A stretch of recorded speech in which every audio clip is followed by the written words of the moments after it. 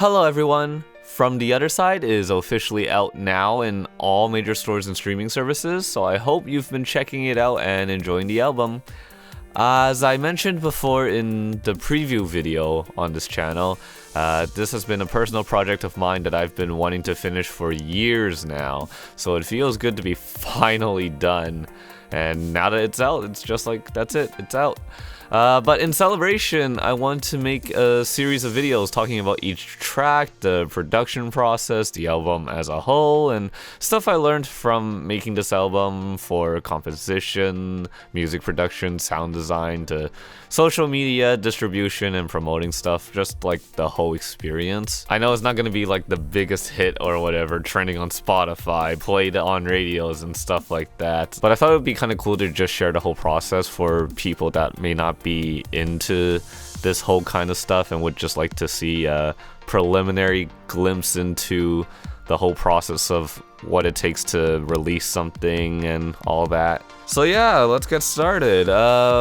First things first, I want to talk about the creative process for me. I know many people do it differently and whatever, so I'll just share what works for me. So basically, or usually, an idea comes to me when I'm either just listening to music or messing around on the piano.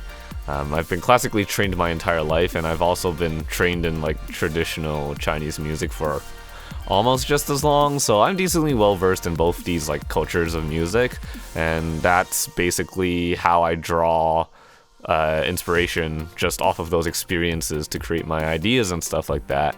So I have like a pretty decent foundation in two areas of music, which is great, and I feel like that's sort of important when it comes to trying to make yourself sound unique or whatever. But it's not like it's bad to try and be inspired by your favorite artists and stuff like that, but it's definitely important to have some deviation from it. Otherwise, you're just basically a watered down comparison to the more authentic source, you know? But anyways, like, main point is I get my inspiration just from discovering and listening to music. And when I have an idea, like no matter how rough it is, I immediately go on the piano to record it with my phone. And if I don't have access to a piano, I try to hum it as best as I can with my phone recording. And as you may have noticed, I'm not the best singer from, you know, the copious amounts of vocal processing and auto-tune in my tracks.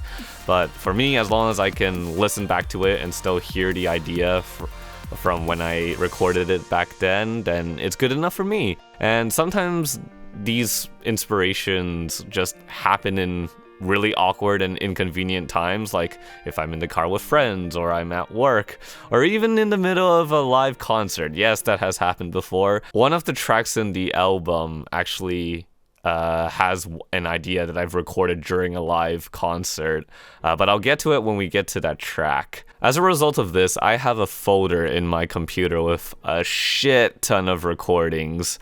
Some good, most are awful, and some were just even blatant rip-offs of the song that I was inspired from to record.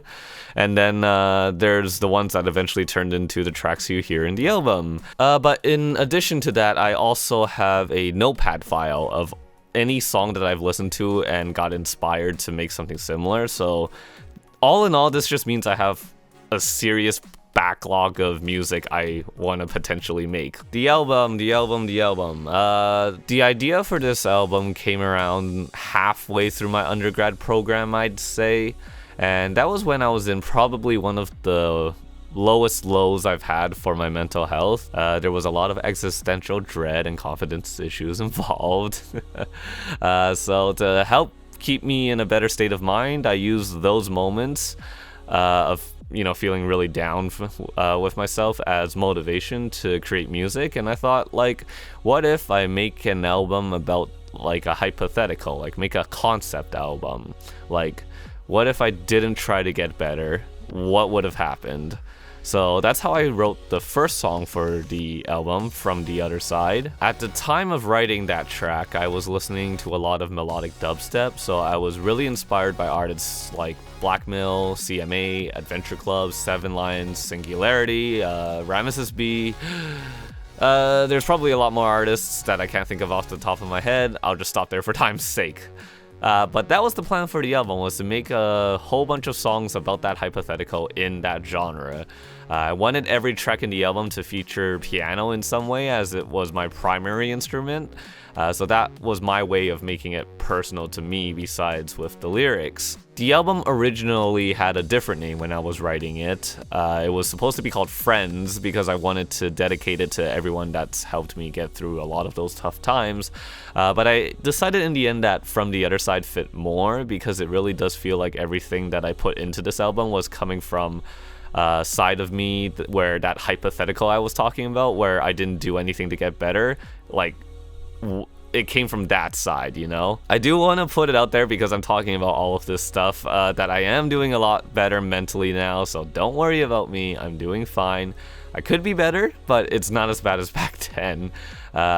So I guess if I start writing a second album about all of this stuff again, then you should be concerned. So I had gone into this project thinking I was going to write a bunch of melodic dubstep, but then Porter Robinson's Worlds album came out, and everything just changed for me about music production and subsequently the album. I was obsessed with Worlds, and I, like I would assume with many producers, wanted to make stuff similar to the tracks that were in that album.